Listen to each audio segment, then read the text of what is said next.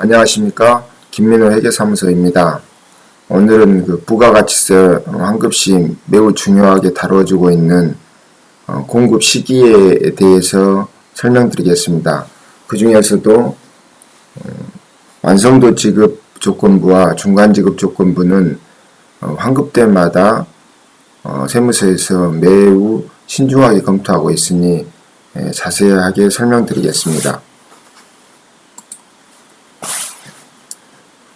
부가가치세 공급 시기는 보시다시피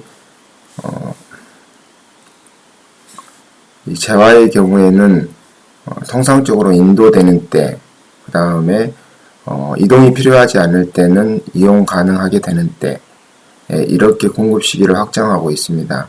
그렇지만은 이 동그라미 1번과 2번을 적용할 수 없을 때는 공급이 확정되는 때로 이렇게 하고 있는데, 사실상 이렇게 1번, 2번, 3번 구분할 필요가 없습니다.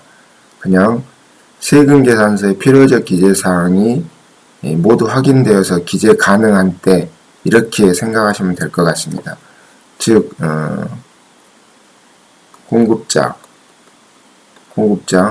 본인이니까 쉽게 알 수 있죠. 그냥 그 다음에 공급받는 자 상대방이니까 알 수 있죠. 그 다음에 공급일자, 그러니까 이 공급일자를 우리가 공급시기, 지금 학습하고 있는 상황입니다. 이 공급일자를 확정할 수 있는 때이고, 그 다음에 공급가액, 이 네 가지 사항을 알 수 있을 때, 가장 빨리 알 수 있을 때를 공급시기로 하는 것입니다. 그 중에서 계약서가 작성이 되어서 세무서에서 확인할 수 있는 때가 완성도 기준 조건부하고 중간지급 조건부입니다. 먼저 완성도 기준 조건부에 대해서 설명드리겠습니다. 이것은 대가의 각 부분을 받기로 한 때입니다. 계약서상 대가의 각 부분을 받기로 한 때, 그때입니다. 완성도 기준 조건부는 어떤 게 완성도 기준 조건부이냐면은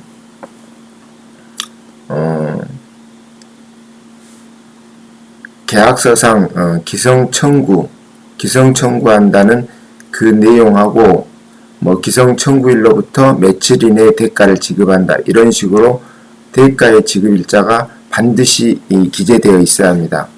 기성청구하는 절차와 지급일자가 반드시 엔드 조건으로 기재되어 있어야만이 완성도 기준 조건부 계약에 해당합니다. 그리고 두 번째로는 실제 기성청구가 이루어져야 합니다.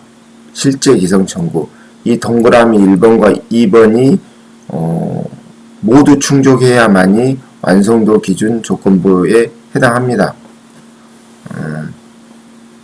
그리고 공급 시기는 계약서상 기성청구일이 아닌 실질적인 기성청구를 기준으로 적용합니다. 여기 보시면은 사례를 제가 미리 이렇게 작성해 놨는데, 계약서상에 기성구 확인일로부터 10일 이내에 대가를 지급한다, 이런 식으로 계약이 되어 있다면은, 만약에 10월 1일 날 기성 확인을 했습니다. 그러면은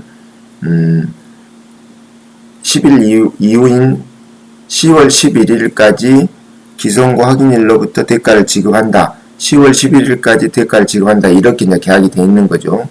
근데 실질적으로는 10월 6일날 만약 대가를 지급해버렸다, 그러면은 대가를 지급한 날인 10월 6일날이 공급 시기가 되겠습니다.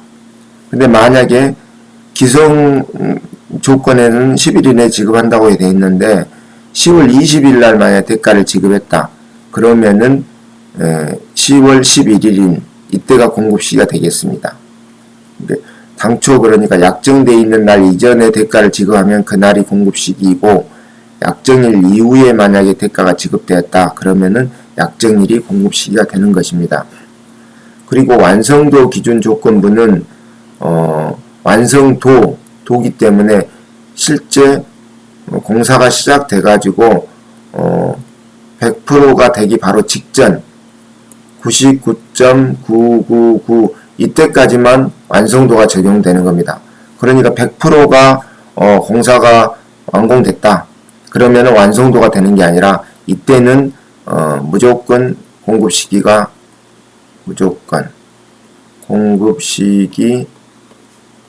끝.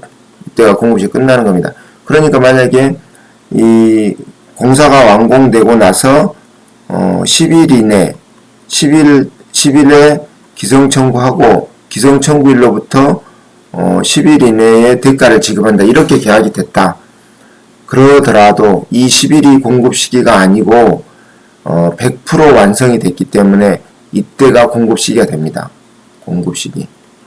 그러니까 이게 뭘 의미하냐면은 잔금 지급 있지 않습니까? 잔금 지급.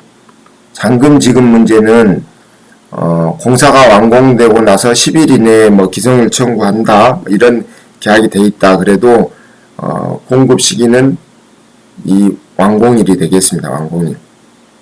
절대 완공일을 넘어가서 공급 시기가 될 수 없다는 그런 이야기입니다. 조금 전에 말씀드렸던 것을 다시 한번 설명드리자면은 완성도 기준 지급조건부 계약의 경우에는 대가의 각 부분을 받기로 한 때가 공급 시기인데 완성도 기준 조건부 계약이 되기 위해서는 공사 진척도를 확인하고 이에 따라서 공사 대금을 청구함을 전제로 이렇게 하고 있습니다. 조금 전에 말씀드린 거죠. 이때의 그 공급 시기는 기성 부분에 대한 공급 시기는 대가를 받기로 한 날, 한 날 이내의 대가를 실제로 지급받으면 그날로 하고, 만약에 받지 못한 경우에는 약정한 날, 받기로 약정한 날이 공급 시기가 되겠습니다. 그 다음에 완성도 기준 조건부로 볼 수 없는 계약에 대해서는 그러면 원칙적으로 돼서 영역 제공이 완료된 날, 이럴 경우에는 영역 제공 완료일, 즉 준공일이 공급 시기가 되겠습니다. 어떤 게 완성 기준 조건부가 될 수 없냐면은 받기로 한 금액이나 지급일자 등이 구체적으로 명시되지 않은 계약이다.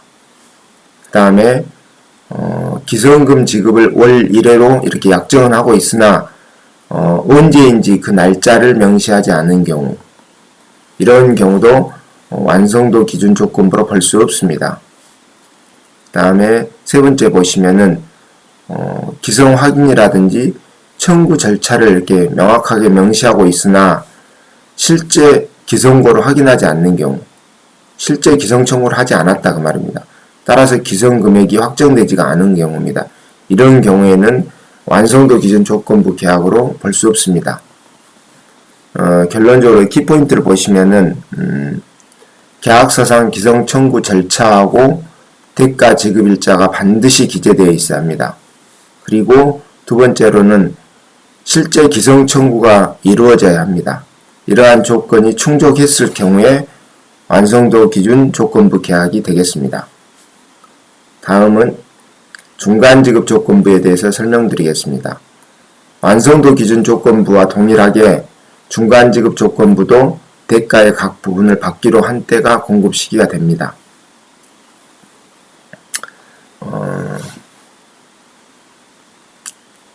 중간지급 조건부에는 계약서상에 지급일자가 이렇게 기재되어 있습니다. 예를 들어서 계약금 예를 100만원, 이렇게 1000만원 이렇게 돼 있다.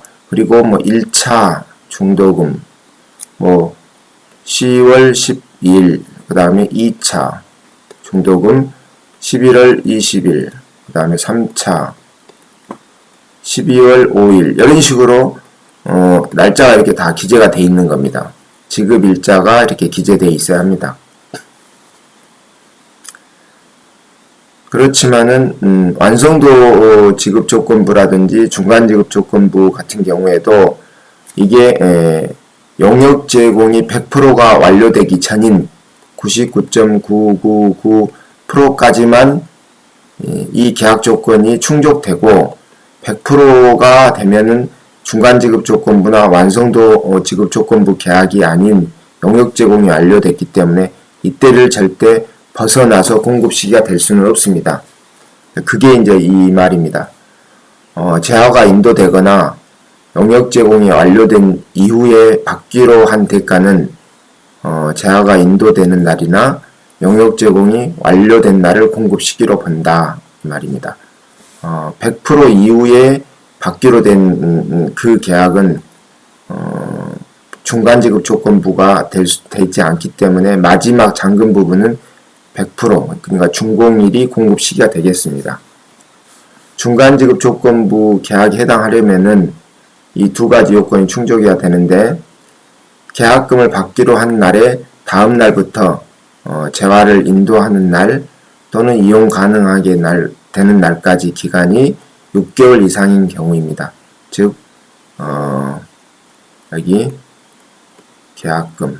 계약금이 예를 들어서 10월 1일이다. 그러면은 계약금을 받기로 한 다음 날부터 10월 2일부터 인도되는 날까지 이 기간이 6개월 이상이어야 된다. 그 말이죠. 그러니까 인도란 말은 인도 입고로 완성. 건물이 완성되는 날까지 기간이 6개월 이상인 거죠. 그 다음에 두 번째 조건은 이 계약금 이외에 중도금, 그 다음에 잔금, 뭐 이런 식으로 최소한 2회 이상 이렇게 분할하여 받기로 된 계약입니다. 계약금 외의 대가를 분할하여 받기로 한 계약. 이 두 가지 조건이 충족되면은 중간지급 조건부 계약에 해당합니다. 그리고 한 가지 더 보시자면은 계약금의 공급 시기는 원칙적으로 계약금은 대가가 아니므로 계약금을 받은 때는 공급 시기가 아닙니다. 그런데 계약금에 해당하는 대가를 받은 부분에 대해서는 선발급 세금 계산서 가능하지 않습니까? 대가를 먼저 받은 경우에는 선발급 세금 계산서가 가능하기 때문에 계약금을 받은 날 세금 계산서 발급이 가능하다. 그렇게 되어 있습니다. 선발급 세금 계산서. 여기에 나오는 완성도 지급 조건부라든지 중간 지급 조건부 거래에서 계약금도 공급 시기다. 이건 이제 예외적인 상황입니다. 예외. 원래 계약금은 공급 시기가 아닙니다. 근데 대가를 먼저 받았기 때문에 선발급 세금 계산서 특례에 따라서 세금 계산서 발급은 할 수 있고 공급 시기가 되는 것은 맞는데 여기서 말하는 완성도 지급 조건부라든지 중간 지급 조건부는 그냥 계약금도 대가의 각 부분을 받기로 한 때를 공급 시기로 정했기 때문에 계약금도 그때 공급 시기가 되는 그런 내용입니다. 다음 사항입니다. 추가로 또 설명을 드리는 건데 중간지급 조건부 계약이 되려면은 계약금을 받기로 한 날의 다음 날부터 재화를 인도하는 날까지 그때가 6개월 이상인 계약입니다. 그리고 계약금 외의 대가를 분할하여 중도금, 잔금 이런 식으로 분할하여 받기로 한 계약입니다. 그림 보시면 1월 1일 날이 계약금을 받기로 한 날이다. 그러면은 1월 2일부터 인도일, 그 다음에 이용 가능일, 그 다음에 건물 준공일 이런 때까지가 6개월 이상, 기간이 6개월 이상이고 2회 이상 대가를 분할하여 받는 경우에 중간지급 조건부에 해당한다. 그렇게 되어 있습니다. 중간지급 조건부가 되기 위한 키포인트로는 반복해서 계속 설명드립니다. 계약금을 받기로 한 다음 날부터 재화나 용역 공급 완료일까지 기간이 6개월 이상이다. 그리고 계약금을 포함해서 3회 이상, 계약금을 포함해서 계약금, 중도금, 잔금 이런 식으로. 그리고 공급 시기는 대가의 각 부분을 받기로 한 때이다. 대가의 각 부분을 받기로. 완성도 지급 조건부나 중간 지급 조건부에서 잔금에 대한 공급 시기는 인도일, 그 다음에 영역 제공 완료일이 되겠습니다. 여기 보시면은 인도되거나 이용 가능하게 되는 날 이후에 대가를 받기로 한 그 부분에 대해서는 재화가 인도되거나 이용 가능하게 되는 날, 그날이 공급 시기입니다. 즉 조금 전에도 말씀드렸습니다만은 중간 지급 조건부라든지 완성도 지급 조건부 계약은